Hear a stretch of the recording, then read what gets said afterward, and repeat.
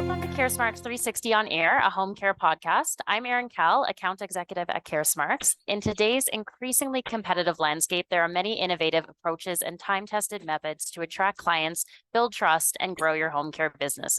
From leveraging digital platforms to nurturing client relationships, in this episode, you'll get actionable insights and expert advice to help you stand out in the home care industry.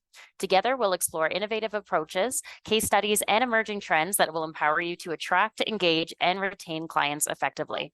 Whether you're a seasoned home care provider looking to refresh your marketing approach or a newcomer seeking guidance on where to begin, this podcast is just what you need to listen to. So tune in, take notes, and embark on a journey toward unparalleled success in marketing your home care services.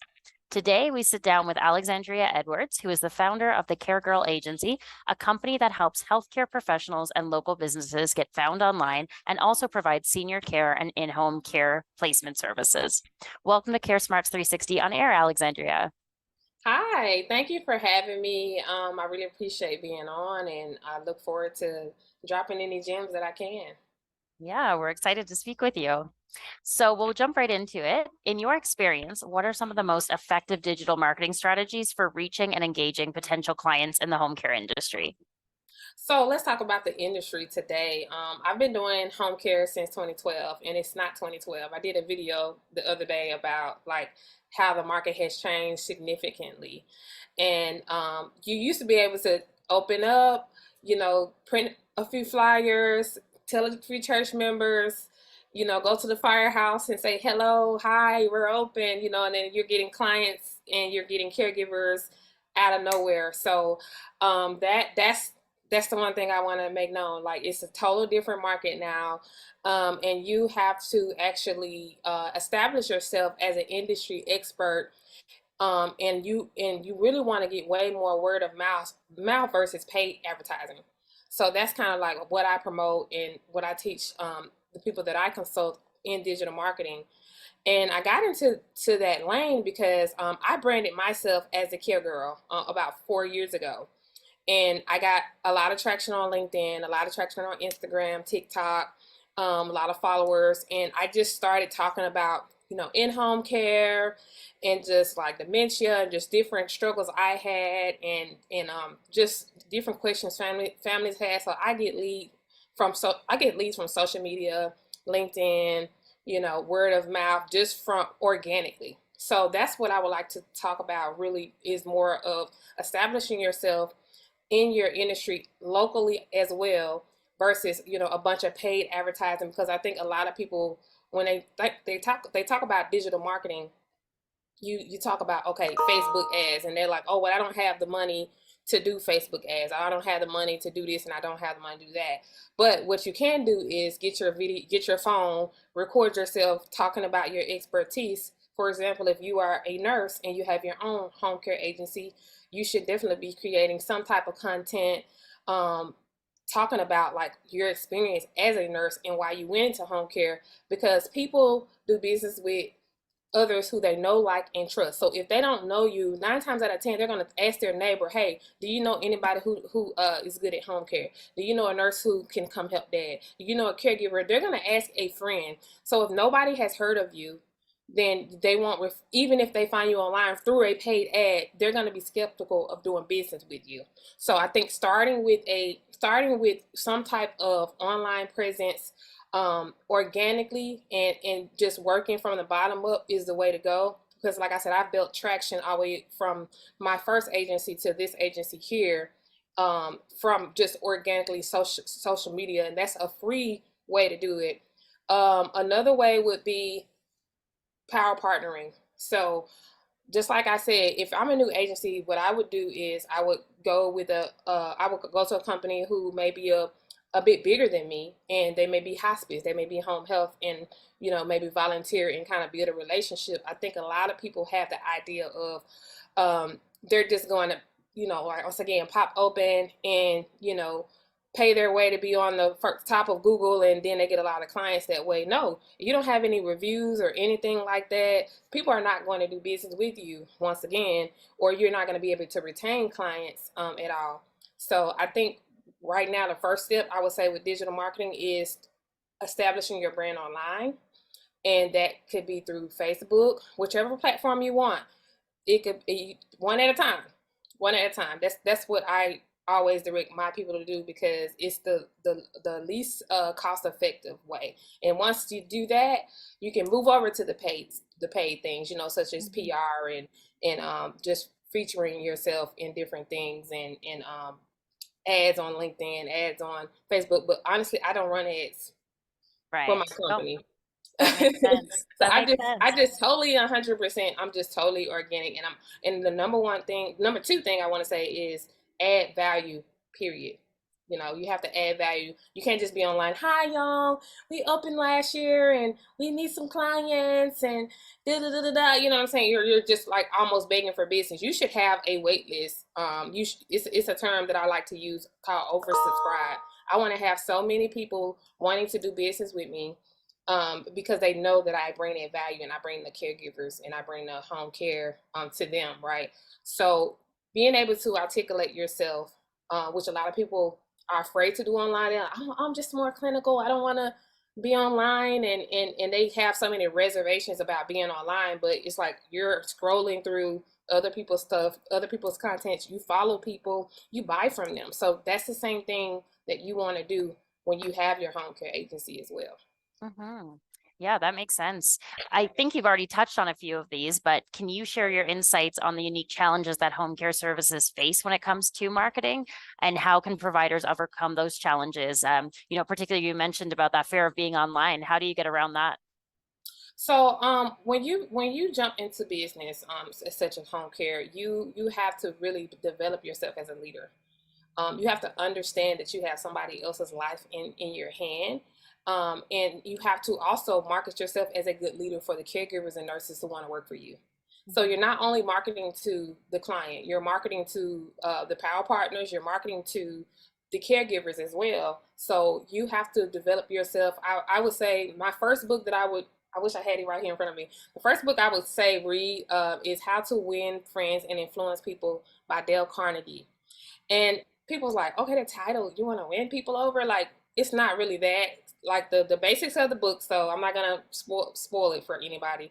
Is that you get to know people, and sometimes when you go into like a network event or something like that, you may be afraid to kind of introduce yourself, but everybody is not an ideal client for you or ideal referral source.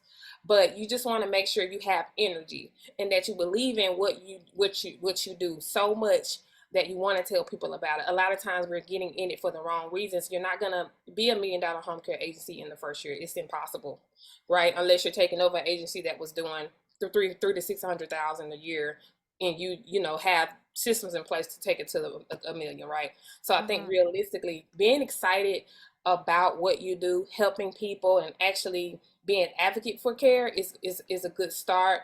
And just constantly developing yourself, being around other entrepreneurs who can actually vouch for you and give you some type of insight and inspiration, because there will be times where you are discouraged or you may be afraid to promote your service. But think about it this way: if I don't promote what I do, somebody can't people can't use my service, and I can't help anybody, right?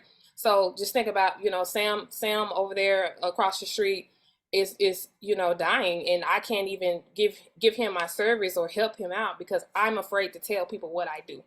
So I tell people, like, I got my shirt right here. I am a care girl. I'm gonna go in the grocery store with this shirt, and people are like, "What is a care girl?" Well, let me tell you what a care girl is, right? So just even if it's a T-shirt with your name on it or your logo or something, and you put like I love seniors. I love taking care of seniors or something, like a conversation starter is always a plus. People love when you go out to market. People love like cups and different things of that nature. But I know a lot of people are on tight budgets. And that's another thing I want to mention, is that you do need to understand you need to allocate some type of money towards your business for marketing purposes, because you will be in competition with bigger companies who have a way bigger budget, who can actually show up and be there. So, energy, add value, read that book, How to Win Friends and Influence People, because what you don't want to do is just regurgitate what you do to everybody. That book taught me like how to actually engage with people and actually have interest in what they do. Like me, I couldn't remember people's names, so I looked up a way. How can I remember people's names? So when I go to all these network events, that I constantly see the same people in my industry. So a trick that they gave me was, hey, ask them a story about their name. So, oh, are you named after someone? Or, a lot of times people, they love talking about themselves. Get them to talk about themselves so much. And you, even if you don't have a great memory, put in your notepad, Sally with the red hair, she does this, and this. This is her email. And guess what? Go back home the next day or 2 or 3 days. Hey, it was so great meeting you at the event, Sally. I loved your story about your name, whatever. And you have to make yourself memorable. But you have to gain the confidence and understand your reason why you're doing something, why you're doing this. You're not doing it. If you're doing it for the money, you're going to quit very, very soon. So establish that why and grow yourself. And then in turn, you'll be able to lead and grow your business. Yeah, that makes sense. The confidence piece is crucial. The client trust is also crucial in the home care sector. How can providers utilize marketing to establish and nurture trust with both current and prospective clients? I know you touched on making yourself a thought leader in the industry. Can you touch on that some more? Yeah. So I love LinkedIn because you can actually, put your thoughts on there. And when other people like caseworkers or social workers, they have different things that they say, you can actually chime in. And that's a way to kind of start establishing yourself as a thought leader, other than, of course, posting your content. And also there's an easy way to do that too. When you collect emails, you can have a newsletter, or you can have some type of email blog or something that shows your expertise.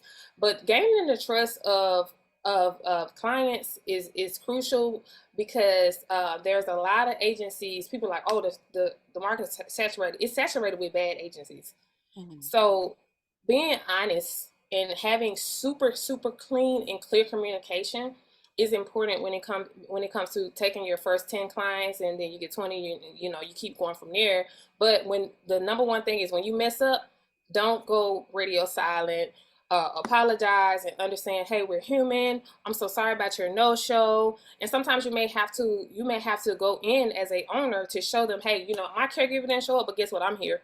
Because a lot of times we want to be so hands off, but when you're new and nobody knows you, you as the owner, or you having a key person that maybe, co-owner or something like that, that is the clinical person that actually goes in and you touch that family's hand and you shake their hand during that assessment, even if it's your nurse that does the assessment. But you going out letting them know, hey, I am your liaison for care, and actually, weekly check-ins, monthly check-ins, survey, hey, are you satisfied with your caregiver?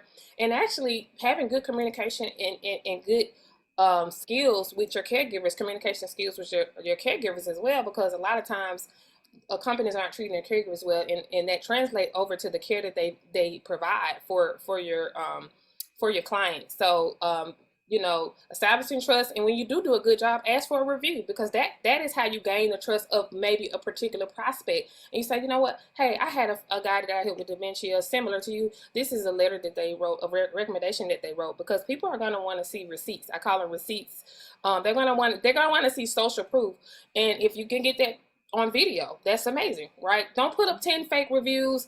People can sense when there's no realness, right? You want to make sure that you're coming across as a real company, a real business. You don't want to go get 100 fake reviews and from a review company illegally, right? You want to make sure these are real, authentic reviews that other people have trusted you and taken care of. And it may take time, but you can establish trust.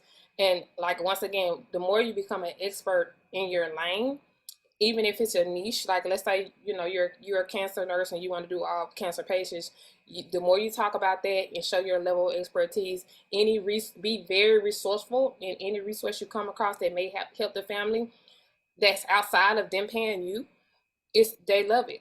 They absolutely love it. They're like, oh my gosh, she just sent me this free medical supplies, or she just had this other company come in and provide this service, and you're going over and beyond. When you go over and beyond, you not only keep that client long term, they're gonna say, oh my God, this company is the best company I've ever worked with in my entire life. So starting one client at a time, just really establishing the connections, and they will by word of mouth bring you way more clients than you can handle.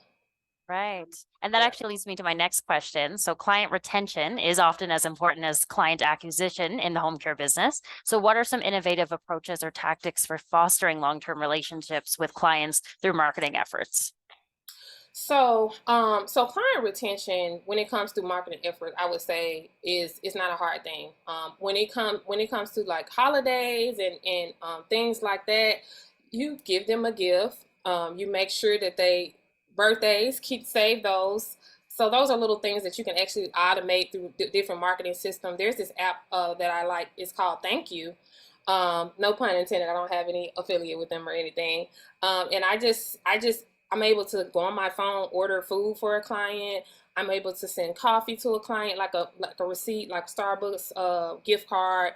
Just to do little things, little thank yous here or there, and that even if they didn't do business with you, right?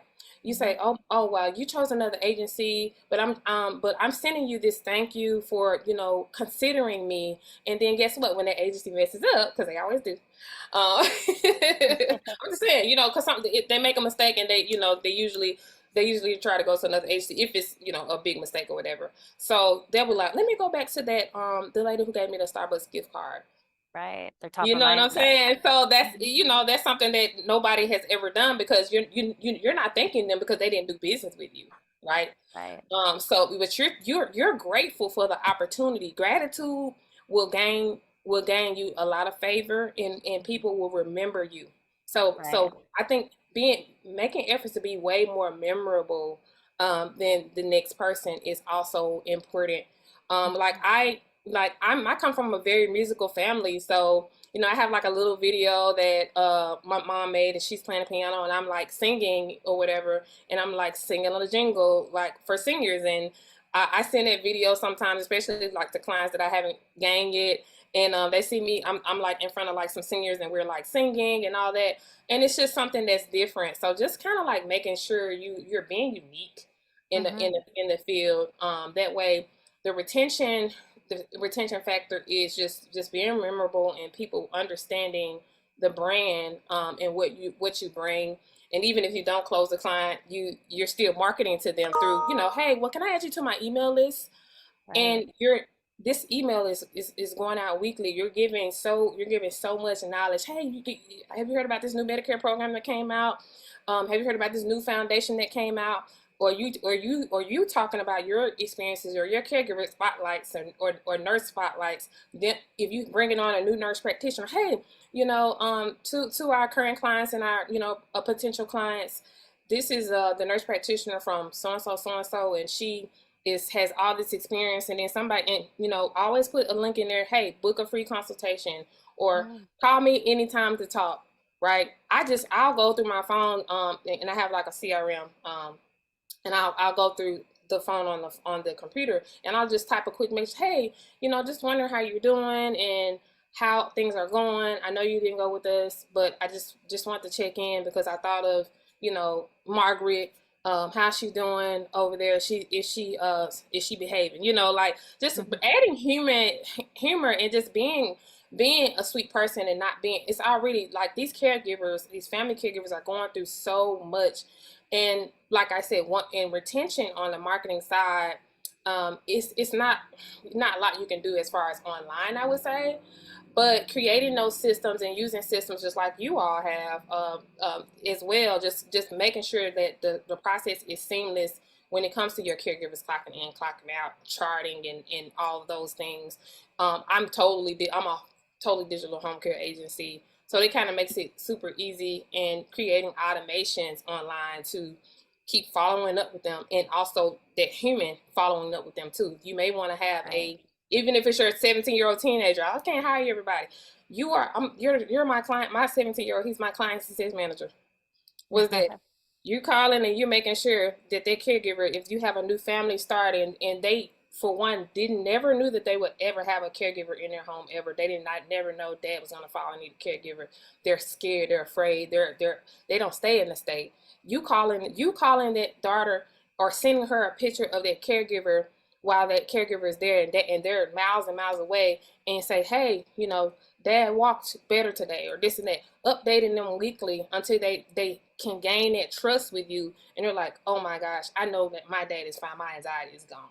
So just really Right. being solution and problem driven, and just super clear communication, and just building, really working on building that relationship. And I think big agencies lose that touch, and that's what the smaller agencies have the Mhm. advantage of, being able to foster that and nurture those relationships.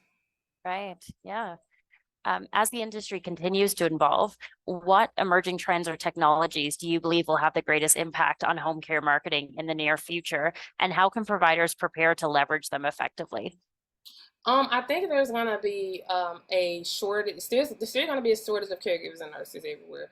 There's gonna be more technology infused in the home, to where there's a care companion, maybe virtually. So creating some type of aspect of a televisit, or a care companion virtually that can remind a person, maybe a tablet's there, and they can click on it, and it automatically says, hey, did you take your medication today? Having one person in your office that is that person that checks on that person, those people, because not everybody is going to be able to afford private pay.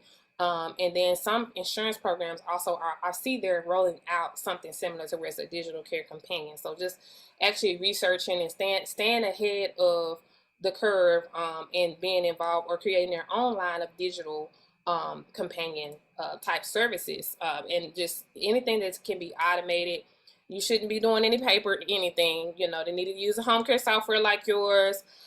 Creating a client system, some type of client management system for new clients, old clients, um, and current clients as well. Having that going. So just totally being digital. I see everybody being digital.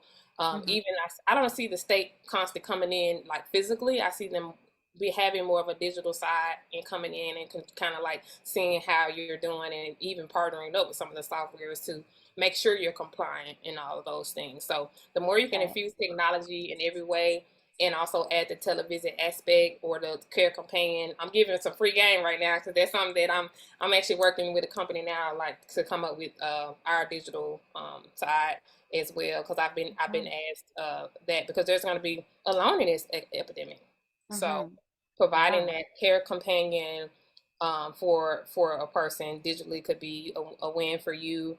And just staying on top of trends, going to these healthcare tech companies as well, like conferences. Mhm. So just staying ahead of things. So my prediction is everybody will be digital. Mhm. No matter, because I mean, like I still run into companies that they still are paper. They're in a rural area, Yeah. and they're just shuffling through all those things. But I think the digital way is to go, and just noting like where technology hasn't impacted home care, and being able to kind of like develop something yourself is also a good thing too. Yeah, absolutely. A lot of actionable insights there. Thank you, Alexandria, for your time and sharing those great insights. Oh, I'm sure these motivated our audiences to up the ante in terms of devising digital marketing strategies for their growth. And to you, absolutely. yeah, and to you, my wonderful audience, thanks for tuning in. Until the next episode, this is Erin Cowles signing off. Thanks again, Alexandria. Thank you. You have a good one.